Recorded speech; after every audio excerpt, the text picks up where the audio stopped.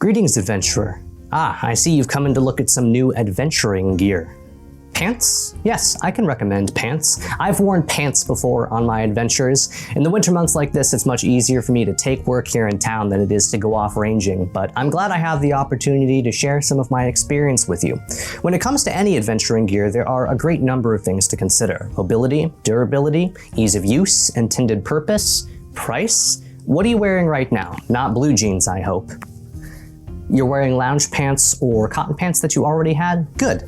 That's a great place to start. That could last you a long time before it needed to be upgraded, but clearly you're here for a reason. So these are the Wanderer's pants. I received these as a gift over 2 years ago, and they have served me very well on a number of my adventures, especially while I was playing Robin Hood at the Robin Hood's Fair. But whether I was pretending to be a famous hero for an extra bit of coin on the side or going on actual journeys, these pants have served me and held up very well. These pants are from Medieval Collectibles, and I believe made by a company called Your Dressmaker. They actually come in 2 variations of design. These are called the Wanderer pants, and they are made in faux suede, coming in multiple colors: beige, brown, black, blue, gray, green, and red.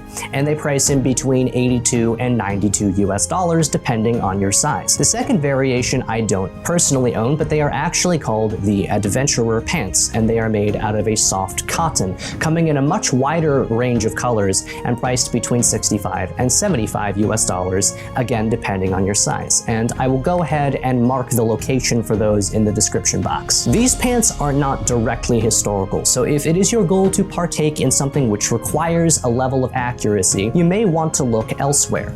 If it isn't that important to you and you just want a pair of all-around adventuring pants, then these could pass for a variety of different cultures or time periods. There's some Viking or Norse style influence. They'd work for high medieval, and they might even work all the way up into the 1600s, given the faux suede material, which is rather like a buff coat, and the wide range of color options. They also have a very wide range of movement. Very comfortable with a good amount of stretch, so if you're going to be athletic or even just squatting around the campfire, you can do so without having to worry about the seams becoming too tight. There is no limit in mobility here. And even if you're just enjoying a brief bit of respite, you can do so comfortably without having to worry about chafing. The sizing in my experience has been pretty spot on, and even though they're a little big on my waist, I attribute that to the fact that I have a fairly small bone structure and not to an issue with the design itself. It's hard for me to buy pants in general. Luckily, these pants do come with belt loops capable of sizing up to a 2-inch belt. And because the fly on the front of the pants lace up, I actually tend to wear the buckle of my belt 1 loop over from the center in order to mitigate any unnecessary tangling. These pants do have pockets for convenience, but they are hidden along the seam of the pant leg, so shouldn't draw too much attention,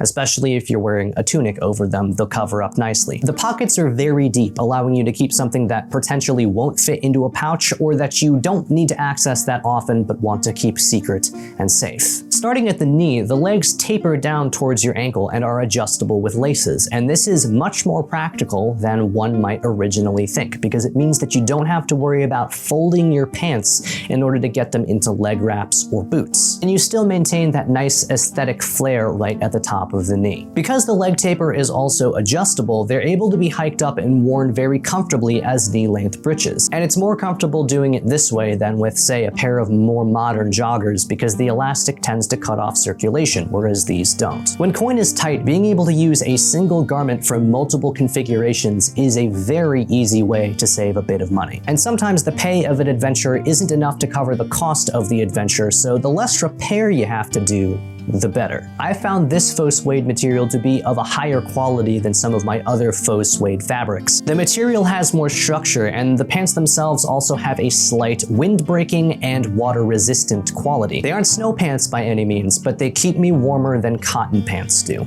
So I'm noticing, alright, you look at my backpack, material is wax canvas, my cloak is cotton, my tunic is wool, and my hood is also wool. My hair is human hair. And it is all accumulated snow. And even my shoes, which are faux suede, have accumulated snow. But my pants, and I've been wearing the cloak open just to illustrate this point, my pants, despite also being faux suede, and I haven't water treated them, it's repelling the snow. I can almost see it like bouncing off. of my pants, and I don't really know why that is. And I imagine treating them with a waterproof spray would help with this as well. Because the pants are rather baggy around the thigh area, that actually helps to retain heat better because it traps more air than tight clothing would. And then your calves you don't need to worry about as much because generally you will be wearing leg wraps or boots. Made easier by the taper, it all comes together. Compared to a cotton material, these pants are less likely to rip or tear, and they might even help prevent against scratches from brush or thorns as you happen to be walking by them. This all sounds really good, but there are a couple of issues that I have with them.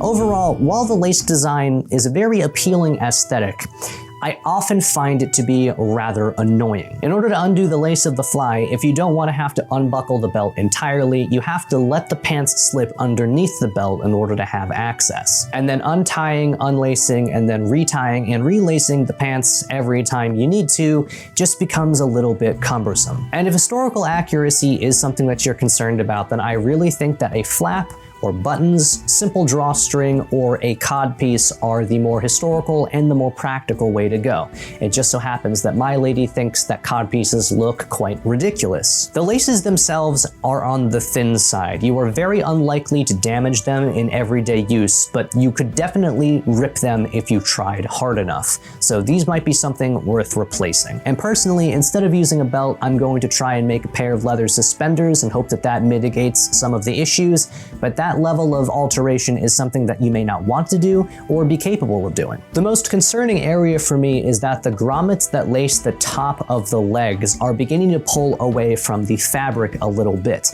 Granted, I did use them in a slightly unconventional way by threading a piece of string through both top grommets and then through the backs of my boots in order to keep them up, but even then the boots themselves aren't particularly heavy and I wasn't doing anything that strenuous, so the deterioration is a bit concerning. Though easy to fix with a bit of fabric glue, it's one of those things that just could easily be avoided. Keep in mind that with a material such as faux suede, these pants cannot be put through a washing machine. They must be dry cleaned. Aside from those few relatively minor issues, these pants have served me very well and will continue to do so for hopefully the next couple of years. They're comfortable, easy to move in, versatile, and have a great amount of practical heat retention and water resistance. The pros far outweigh the cons of inconvenience in my opinion, all for the price of what would be a new pair of jeans. And because they have pockets and a respectable build quality, I haven't noticed loose seams or loose threads coming undone, these pants are practical enough to be worn day to day. Because they aren't costume pants, you don't have to treat them daintily and only break them out once a year. They're real pants. If you're looking for an upgrade, something with a better fantasy aesthetic than a pair of blue jeans or sweatpants, then these are definitely something to check out and compare to other available options. If you're also in the market for a sword but don't know how to search for one online, then you can go ahead and check out this video.